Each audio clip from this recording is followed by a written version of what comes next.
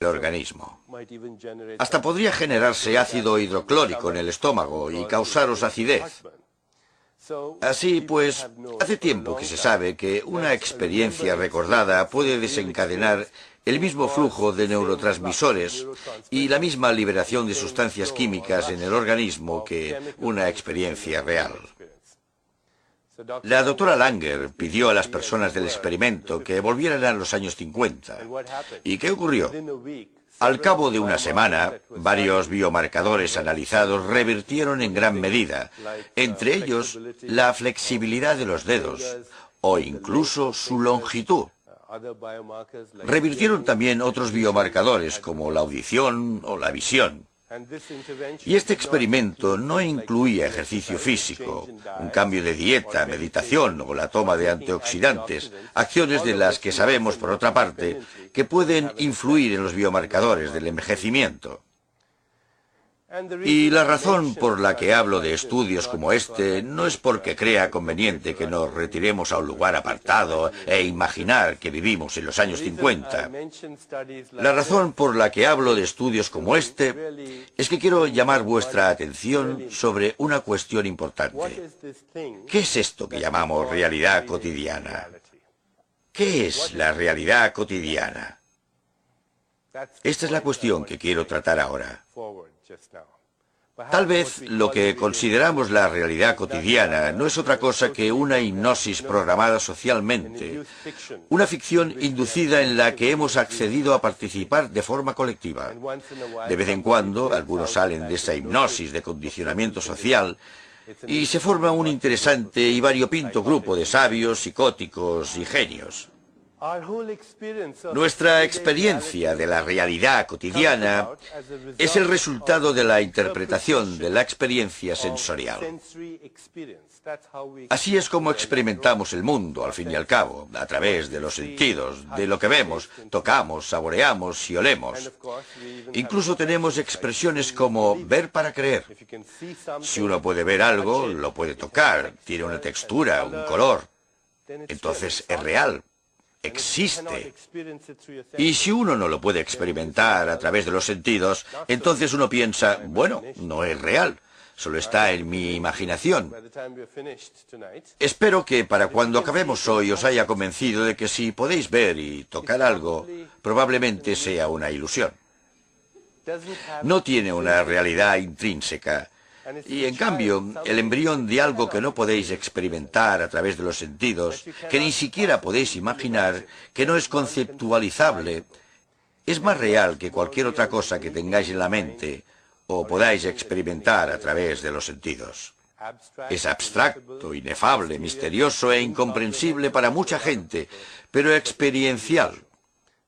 Hablaremos de ello más a fondo, porque podría ser en esencia nuestra naturaleza. La cuestión es que el mundo, aunque sea enorme y sólido, no tiene una existencia independiente de un observador. En otras palabras, el mundo físico es una respuesta del observador. Esta mesa es la respuesta de quienes la estén observando. Es la respuesta del observador, porque depende de los instrumentos que utilicéis para llevar a cabo la observación.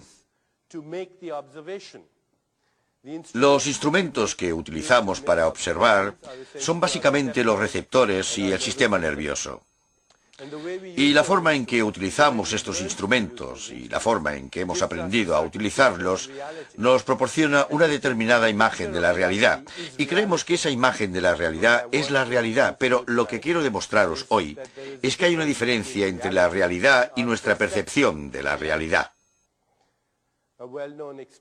Un experimento conocido entre los científicos que estudian el campo de la cognición es el de los gatitos criados en una habitación que solo tenía rayas horizontales. Estos gatitos fueron expuestos a un determinado estímulo visual, el de las rayas horizontales. Otro grupo de gatitos fue criado en una habitación de rayas verticales. Una vez adultos, un grupo de gatos solo veía un mundo horizontal. El otro grupo solo veía un mundo vertical que no tenía nada que ver con la concepción de las cosas de estos gatos. Parece ser que no tenían las conexiones interneuronales, es decir, las conexiones entre neuronas para ver ya fuera un mundo horizontal o vertical. ¿Qué había pasado? Los gatos expuestos solo a estímulos horizontales hacían una interpretación. Su sistema nervioso hacía una interpretación. Quizá no fuera en inglés, quizá no fuera con acento indio, pero aún así se daba un proceso en la conciencia de estos gatos. Todo parece horizontal, así que todo debe de ser horizontal. De hecho, su sistema nervioso se había desarrollado de tal modo que acabó reforzando esa interpretación, por lo que al final lo que veían era su interpretación. Puedo aseguraros que la mayor parte de lo que vemos es una interpretación, y no hablo metafóricamente. Es una función de nuestros receptores y el modo en que hemos aprendido a utilizar esos receptores. Esto es válido para todos los seres vivos, no solo para los seres humanos. Una abeja, cuando ve una flor, como no percibe el mismo espectro de longitudes de onda de la luz que nosotros, pero ve la radiación ultravioleta, percibe esta radiación. Una abeja, cuando ve una flor, no ve la flor como nosotros, aunque perciba la miel a distancia. Una serpiente percibe su entorno mediante sensores infrarrojos. Un murciélago, gracias al eco de los ultrasonidos. Las ballenas y los delfines se desplazan gracias a la ecolocación y a la percepción de los campos magnéticos de la Tierra, igual que las palomas mensajeras y otras especies de aves. Los globos oculares de los camaleones pivotan sobre dos ejes distintos. No os podéis imaginar qué aspecto tendría esta habitación para un camaleón. Así que, ¿cuál es la verdadera imagen del mundo? ¿Cuál es su verdadera textura? ¿Cómo es en realidad? La respuesta es, depende de quién lo observe. ¿Qué clase de instrumentos utiliza? Depende de los instrumentos utilizados, el momento en que lleve a cabo la observación y la clase de preguntas que se haga cuando realice la observación. En esencia, es una respuesta del observador. La imagen del mundo no es su aspecto, es nuestro modo de verlo. Y nosotros hemos aprendido a verlo de determinada manera. Hasta ahora lo hemos mirado por medio de lo que yo llamo la superstición del materialismo. Según la superstición del materialismo, este es un mundo físico, y nosotros somos entidades físicas en el mundo físico. Esta es la superstición del materialismo. Sostiene que debemos confiar en los sentidos, cuando hasta el sentido común nos indica que los sentidos son la prueba menos fiable de la realidad. Al fin y al cabo, los sentidos nos dicen que la Tierra es plana, cosa que nadie cree ya. Los sentidos nos dicen el suelo que pisamos está quieto, si bien sabemos que está girando a una velocidad vertiginosa y que se desplaza por el universo a miles de kilómetros por hora. Los sentidos nos dicen que las cosas tienen una textura, un color, una forma, una apariencia, un color, un sabor, un olor, y tendemos a pensar que esta es la naturaleza intrínseca de las cosas. No lo es la naturaleza intrínseca del observador que realiza la observación. Por tanto, si queremos avanzar en la comprensión del cuerpo y la mente y el potencial humano, debemos deshacernos de nuestra vieja concepción de la realidad, basada en la superstición del materialismo. Debemos dejar de pensar en el cuerpo humano como una estructura anatómica rígida. Cuando fui a la Facultad de Medicina, al menos cuando fui a la Facultad de Medicina, quería conocer el significado de la vida. Esa era mi motivación para ir a la Facultad de Medicina. Y a lo primero que me enfrenté fue a un cadáver.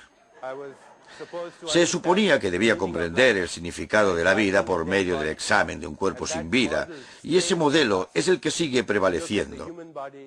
Concebimos el cuerpo humano como una estructura anatómica rígida y concebimos la conciencia como el epifenómeno de este cuerpo material, que al albergar pensamientos, sentimientos, emociones, deseos, instintos e impulsos, o enamorarse, creer en Dios, el cielo, el infierno, la salvación o la condena, es solo un baile de moléculas.